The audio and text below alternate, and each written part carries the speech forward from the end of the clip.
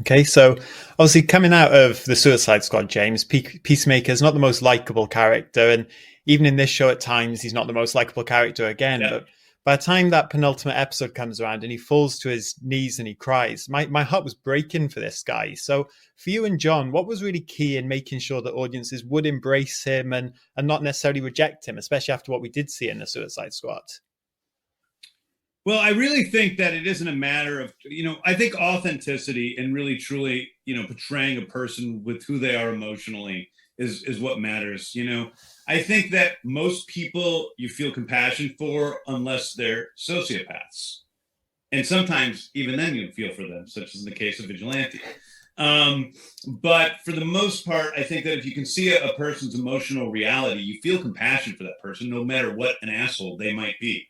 And so for me, it was just about seeing who Peacemaker was. I knew that I loved the guy.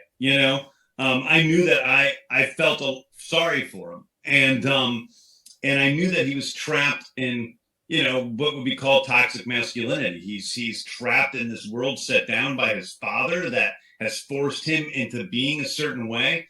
But at his heart, he's an artist. He's the guy we see at the end of episode 6 playing the piano. That's who Peacemaker is. And yet he's become something completely different than that.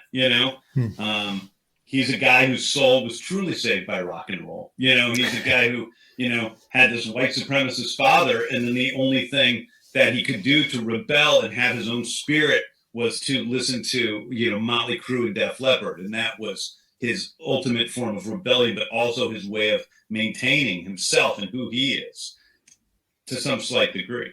Amazing. So I think I just, if I love him, then I always figure that other people will probably fall in love with him too.